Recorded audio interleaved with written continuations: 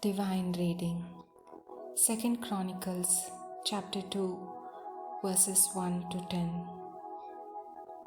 Let us slowly and prayerfully read 2 Chronicles 2 1 to 10, where Solomon prepares to build the temple for the Lord, recognizing the greatness of God and seeking skilled help to accomplish the task.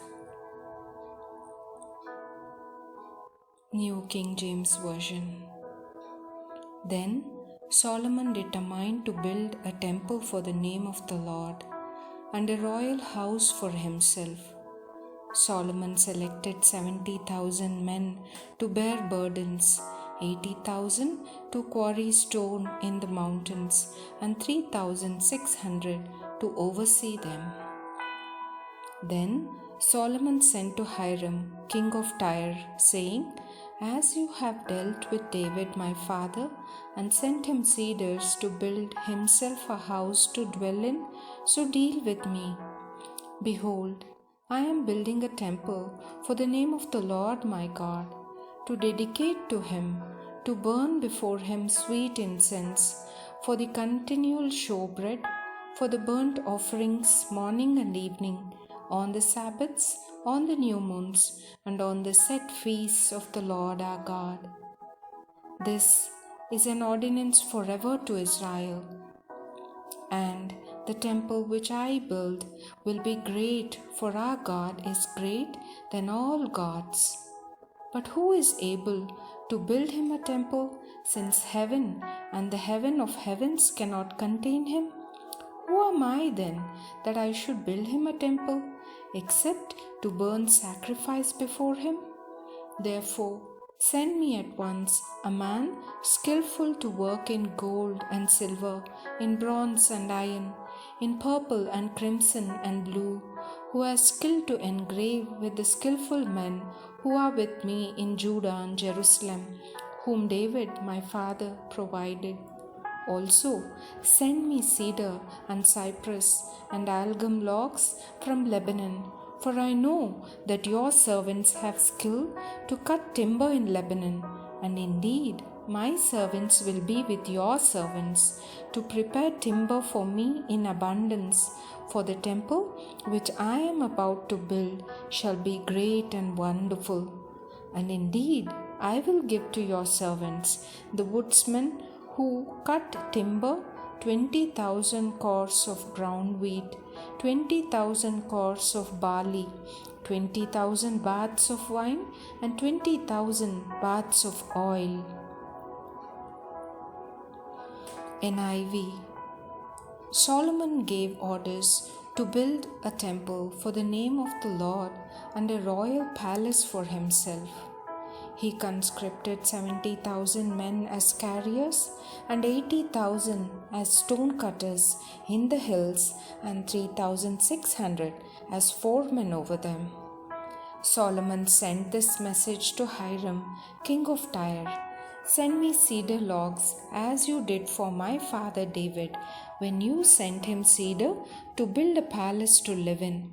Now I am about to build a temple for the name of the Lord my God, and to dedicate it to him for burning fragrant incense before him, for setting out the consecrated bread regularly, and for making burnt offerings every morning and evening, and on the Sabbaths, at the new moons, and at the appointed festivals of the Lord our God.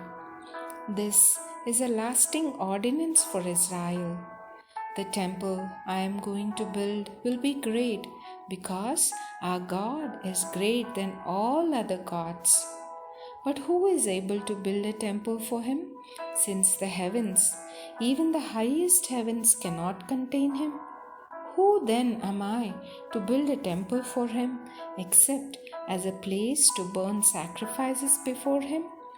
Send me therefore a man skilled to work in gold and silver, bronze and iron, and in purple, crimson, and blue yarn, and experienced in the art of engraving, to work in Judah and Jerusalem with my skilled workers, whom my father David provided.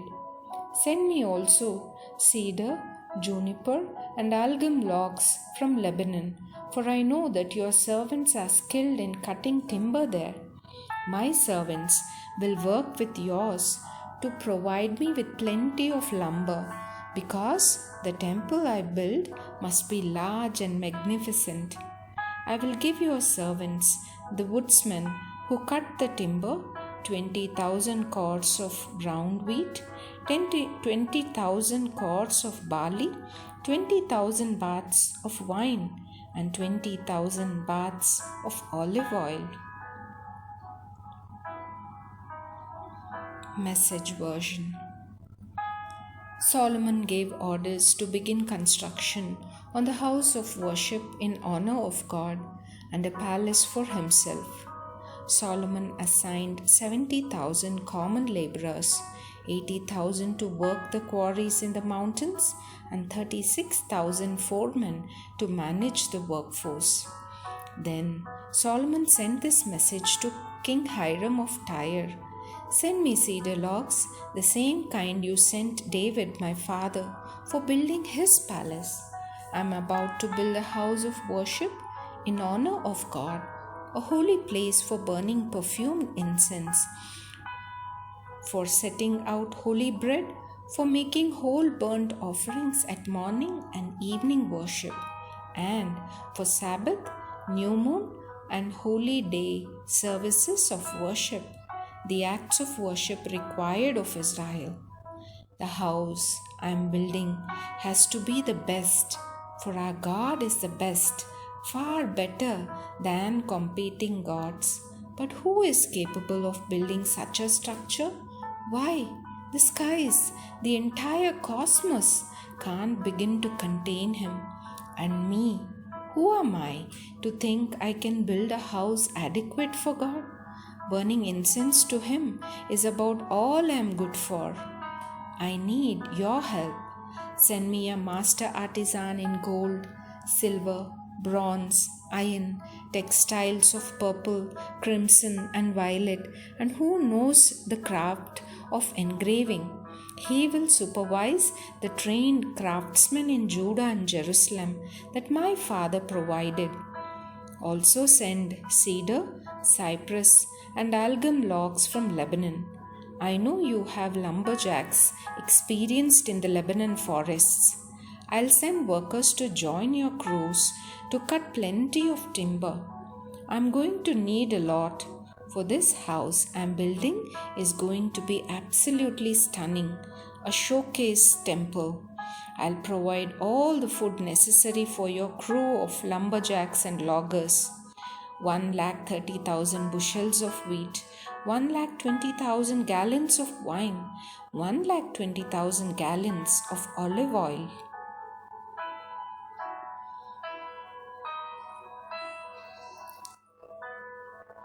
As we reflect on Solomon's reverence for God and his desire to offer the best for his house, what does this say about our own view of God's worthiness and our service to him? Let us respond to God in prayer. Lord, help me serve you with excellence and humility, just as Solomon sought skilled hands for your house. Let my work be worthy of you. Amen. As we rest in God's presence, let this truth settle in our heart. God deserves our best, not just in words, but in our preparation, attitude, and work. Let this inspire our daily service.